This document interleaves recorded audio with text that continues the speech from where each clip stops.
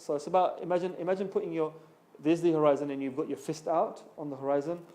About the top of your fist, you should be able to see a faint band of green light. And it gets thinner and thinner as you look up. And on exposed shots, it comes out really well. And this is the natural glow of the atmosphere. This is excited ions and stuff in the atmosphere, aerosols, that give off a luminescence, chemical luminescence light. Now, Jupiter and Venus are going to be so bright that if you were to look at Jupiter and Venus, you degrade your eyesight. That's how bright Jupiter and Venus really are.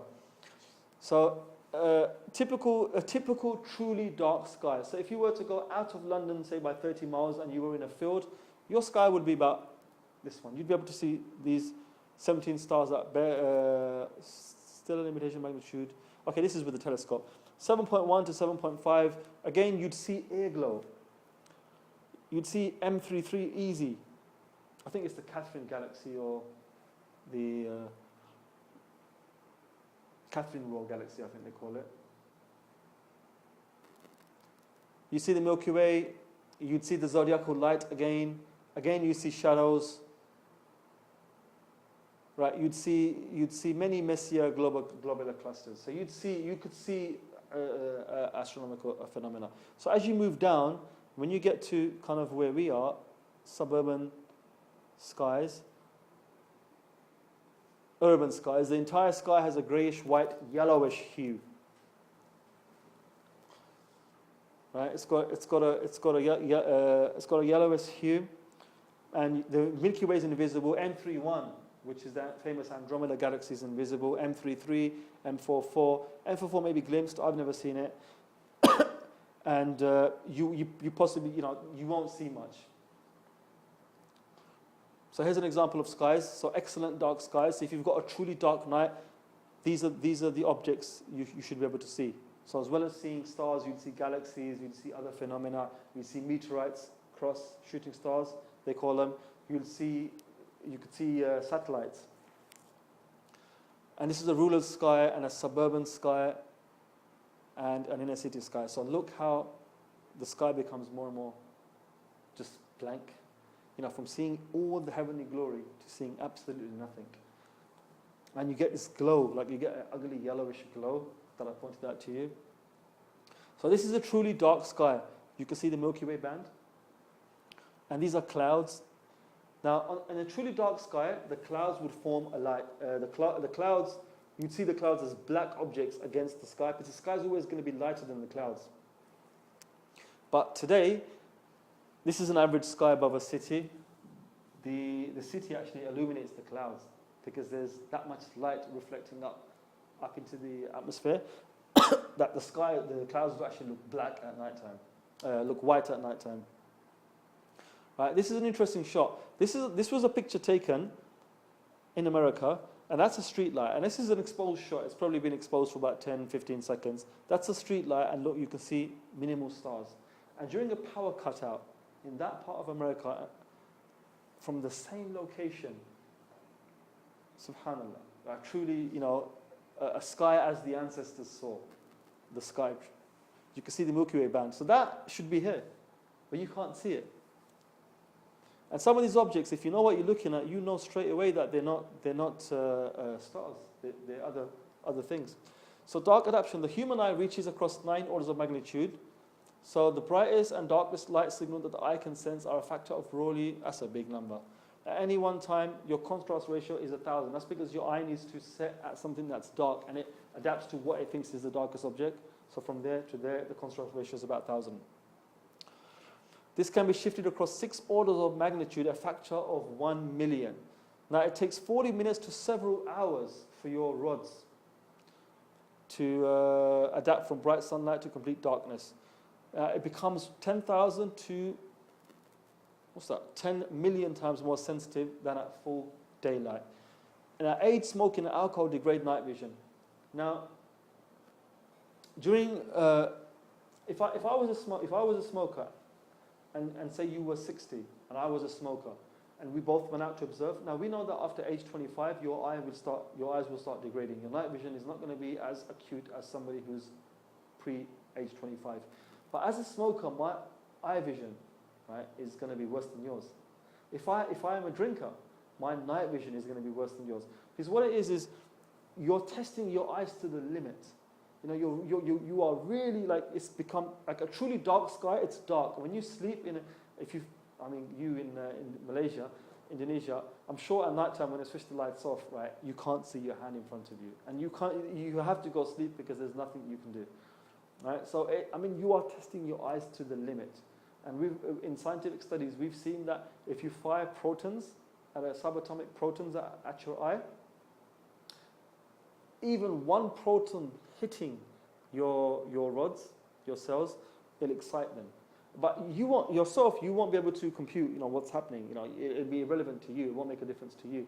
But your rods have detected it. SubhanAllah. That's the cuteness of your eyes. So smoking, small things like smoking, can degrade your night vision.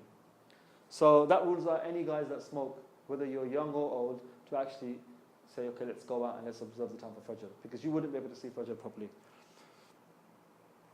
This is a small chart on the threshold. So as night kicks in, or you switch off the lights, the time to adjust. So your cones adjust in a matter of minutes, right? And then they kind of level out. But it takes a long time, right? 25 minutes. And here, actually, it carries on. It's about 30 minutes, 40 minutes. And for many hours afterwards, your sensitivity will increase by a certain amount of lux, point, whatever. But this is crucial when you're doing observations. The limiting magnitude, which is identified as being the magnitude of the faintest star near the zenith, right? This is basically a test that you do. So if you were to look directly at a star, you wouldn't see it if it was a very faint star. Like in astronomy, you'd look towards the left or right because your rods are there, and you can actually pick. And there's a way of doing it in astronomy, and then you keep looking, averting your vision, and your mind builds a picture of what you're seeing. So to truly know what level your sky's at before doing observations, you have a magnitude test that you can do. Because the eye at its upper limit, if you can see a 7.6 star, subhanAllah, you've got beautiful eyesight. There's 7,000 stars that are visible. 7,000 stars are visible level 2 scales of darkness. Best possible skies are available on land. Don't know what that means. So here's another test, the Bortle test. Can you see all 7 of the main stars of Ursa Minor? Yes. And then you go on, and if you can get down to here, you have a truly nice sky. But in our case, no, we can't. So can you barely see M31 and Romeda?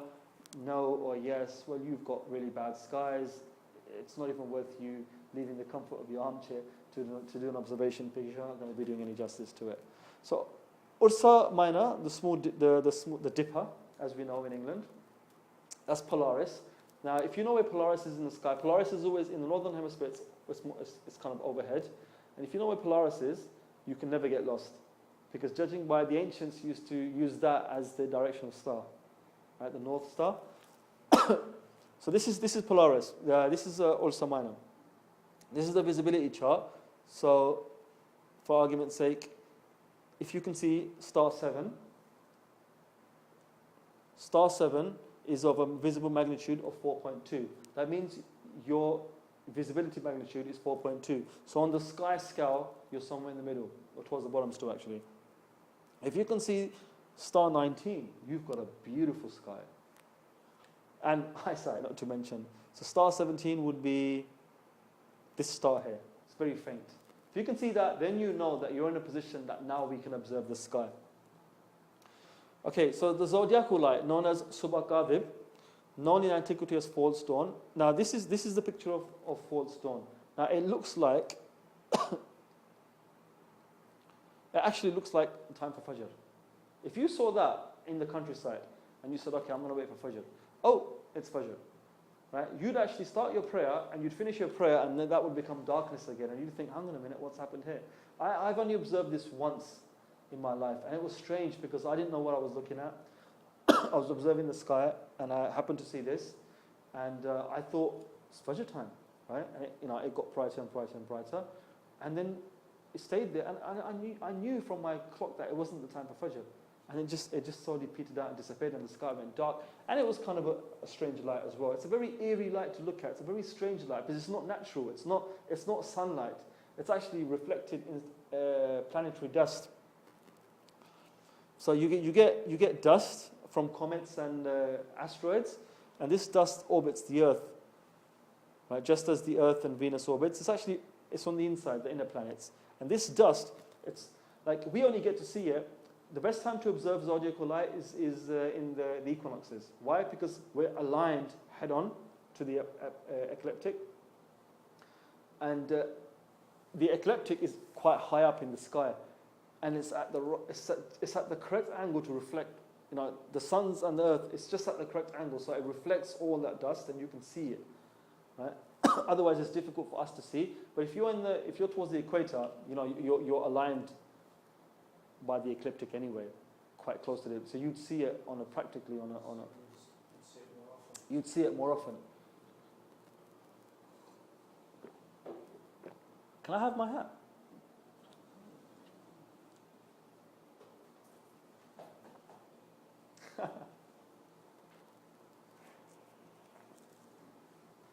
Okay.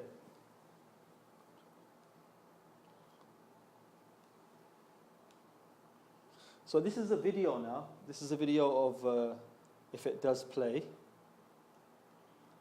It's a sped up video of zodiacal light. It looks like it's Fajr and then it's not. So air glow, what's air glow? At night time, the sky is never actually truly dark. Silhouettes can always be seen against us. So even if you and I went to the Arabian desert and you stood in front of me against the sky, I would make you out. Why? Because you would be darker than the sky behind you. Because of ion excitement at the upper atmosphere, aerosols and chemical luminescence.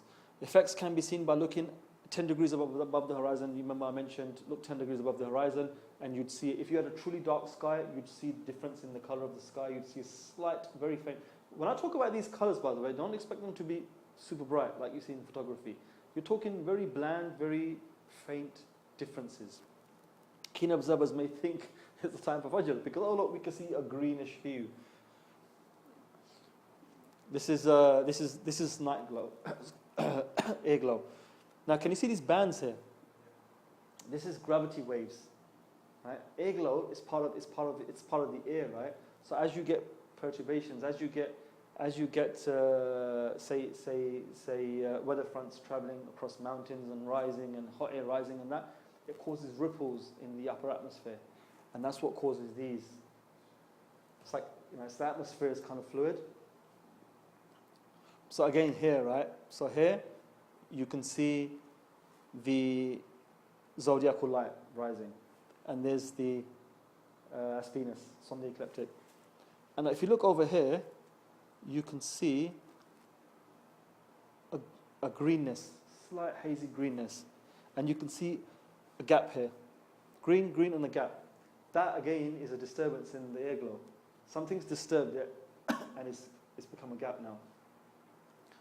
So counterglow, Geigenschein. This is another phenomenon like the zodiacal light.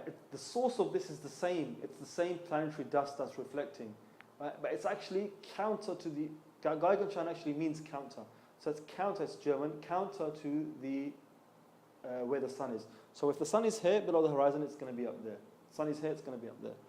Right? So it's 10, 20 degrees long and 6 and 8 degrees wide. So this is another phenomena. It's on the ecliptic. So basically, if the zodiacal light, the fake false dawn, if you had a truly dark sky and the ecliptic was quite high above, you could follow that band and it would join the Geigenschein, because essentially the source for both of these lights is the same. These happen like tens of millions of miles out into space, by the way. So this isn't something that's happening so far away is affecting our weather over here. I mean, if you really studied the science of astronomy, you'd really appreciate the majesty of your Lord.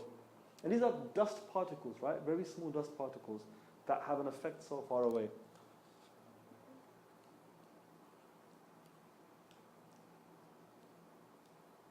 Right, it's got stuck. Do you want to forward it from there?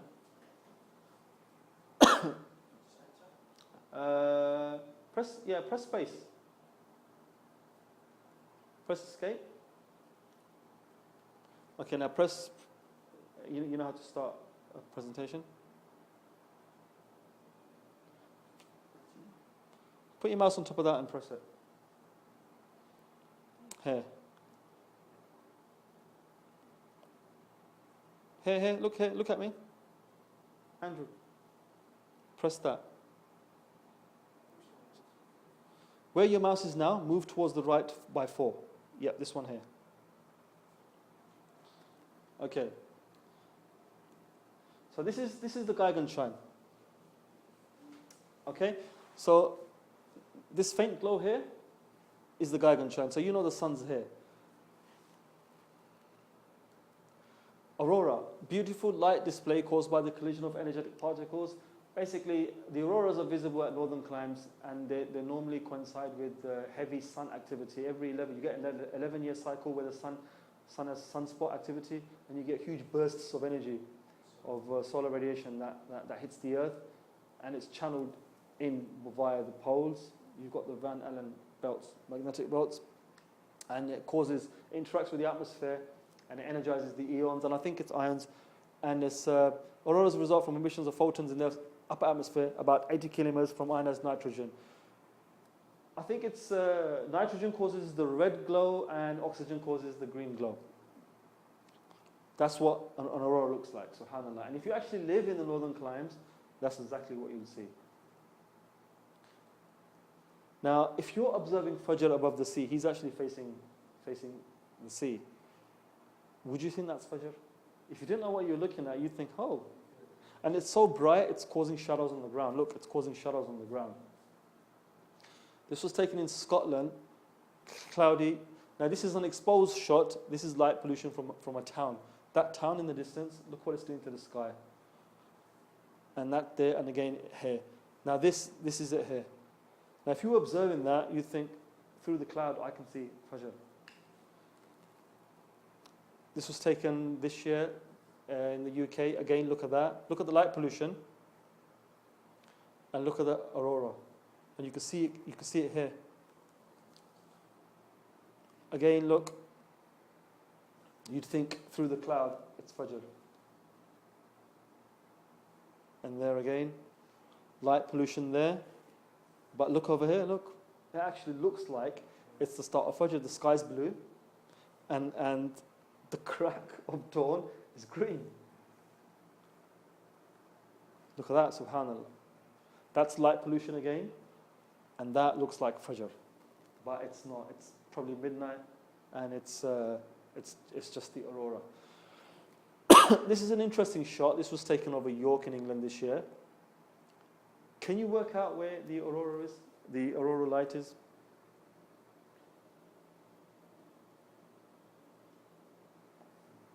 There. See, you need to look out for subtle lights in astronomy. Now that green patch there, very faint green patch, but if you're looking for first light, you may look at that and think, oh, through the cloud I can see Fajr. I can see the start of Subh Sadiq. Beautiful shot. Glackmore in Scotland this year, beautiful shot. That's a railway. It's a road. Look how beautiful that is. That's light pollution, by the way, and that's the aurora. So look how ugly. I mean, even in exposed shots, look how ugly light pollution looks compared to the lights that God creates. Well, God's created the other light as well, but Fajr, aurora. Again, look.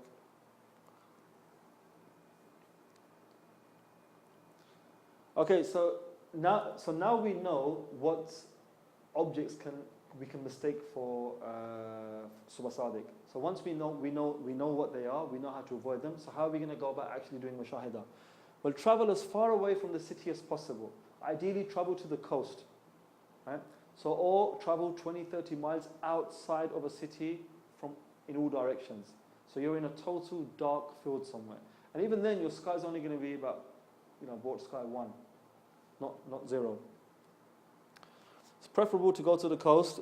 Stand alone. You don't want a biased opinion. you want, if you're observing with people, you want somebody to stand in that field, you in that field, and you observe your observations separately, and you can tally up the times afterwards without bringing in bias into your observations. Let your eyes get used to the sky by constantly scanning the sky and averting your gaze. So ideally you need to be there like 3 or 4 hours before in pitch darkness, just observing the sky. Don't let your eyes get light degraded. Keep observing the sky. Get to know the objects. Test the acute limits of your eye by looking at an object and averting it, seeing its brightness. With the averted vision, you'll see other objects that didn't exist there. Right? And as your eye gets more and more used to the dark, you'll see other objects appear in your averted vision that you couldn't see half an hour earlier. So try and spot the Milky Way, zodiacal light, and planets. Look for meteorites and look for satellites. It's possible. I've seen them. You lie back on the grass, look up into the sky, and you'll see the odd stellar dust hit the upper atmosphere and burn up. And you can see satellites as well. Now, a way of seeing satellites is their orbit's different from the planets. Some of them orbit this way around the Earth, some orbit this way, some orbit that way, some are close, some are far. And as their panels reflect sunlight, you'll get like a blip. And they travel quite fast. Some travel slow, some travel fast. And you know it's a satellite. The way it's traveling, you know it's beyond, if you were to observe a plane, it's beyond that. And you know it's a satellite. And you can get maps. You can get sky maps and times of when a satellite will pass over a part of the sky. So if you can see these, then you know you're on the way. Don't degrade your eye sensitivity by looking at Jupiter or Venus. First of all, you've got to make sure the moon isn't anywhere in the sky. Because if your moon is in the sky, even if it comes up very late, don't forget the later it comes up, the more closer it's going to come up to Subha Sadiq. So you need to make sure it's totally moonless night.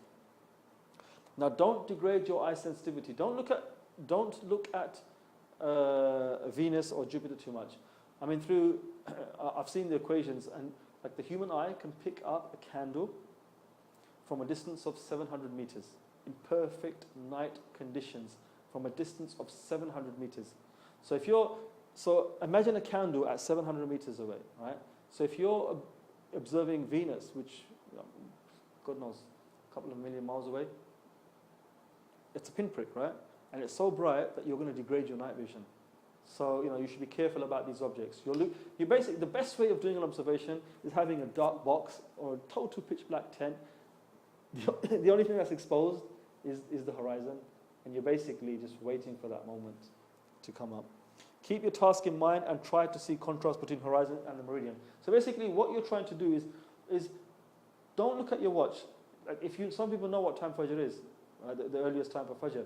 Don't look at that, because then even if you don't see Fajr, you're going to think, I should have seen it. Yes, I've seen it. Try to see it for yourself. Right? So like an hour before Fajr, stop looking at your watch. Just look at that point, because you're going to miss it otherwise. By a few minutes, you've missed it, and your timings are going to come out different from what they actually are. So try to see the contrast. Try to see the difference now. Can you see the horizon from the sky? Can you see the land mass? Or can you not see it still? Is it still invisible?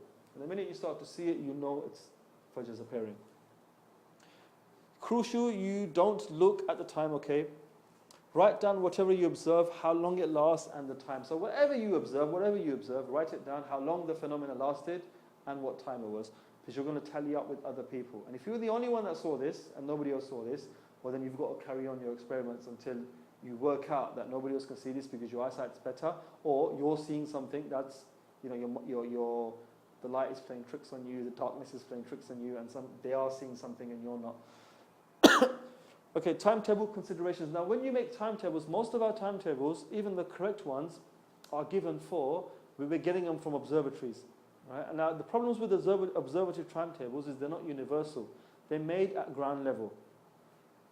Now, we've got to take in elevation above ground. Times are given for sea level only. City elevation needs to be looked at. So, for example, now, my city could be several hundred meters above sea level. Wales, if you go to Wales, you're going to be at least 500 meters above sea level, depending on where you are. Scotland and some of these cities, even London, right? You're about 60 meters or whatever above sea. I'm sure. I don't think London is, but Birmingham and these cities. So your vantage point is greater. The higher you go, the further down the horizon you can see. So even though the sun for Maghrib has set, completely at ground level where you are, it's maybe not. Right? Now, the formula is for every 1,000 meters you go up, it's about a degree. It's about 60 arc minutes, which is about a couple of minutes, 4 minutes. But the thing is, it's enough. You've got to factor it in, and we don't do that. Right? So we need to do this for our timetables. Topography. How do I know that just on the edge of my horizon, I think it's about 30 miles away, there's a hill or there's a mountain, right? So the sun's going down behind that, but actually it's not going down below the horizon. So altitude, latitudinal differences. So, like for argument's sake, many times you're going to see a timetable and you're going to get the time for say Fajr or Isha or Maghrib, and like it's not going to match perfectly your time. That's because that sighted observation was probably somewhere halfway into the interior of the country, and maybe you're right at the bottom edge of the country. So you are now a few minutes away from those times. Or you could be left or right by an hour from GMT 0, Greenwich. The Greenwich University measures its times from 0 longitude. You could be this way. I mean, if local timetables were made, for argument's sake, for Essex, could you use them in Reading? You're probably going to get a lag of 30 seconds, right? That 30 seconds is crucial if you're trying to pray and run off to work or whatever it may be. So that's why you need to take into account your no one timetable is enough for the whole country. I think it's every 30 miles you need to work on a different timetable. So atmospheric refraction. Right now, the atmosphere it's obviously like a lens, right? So when you see something in the sky, depending on how thick that part of the lens is, it's not exactly where you see it. So when you see the sun go down below the horizon, you're not actually seeing it. It's already gone down. So when you see the bottom part hit the horizon, the top of it's already gone down. So technically, the sun has disappeared and it's Maghrib. But we go by optical sightings, so obviously we will still look for the sun to go down. But this is important to know because timetables factor this in.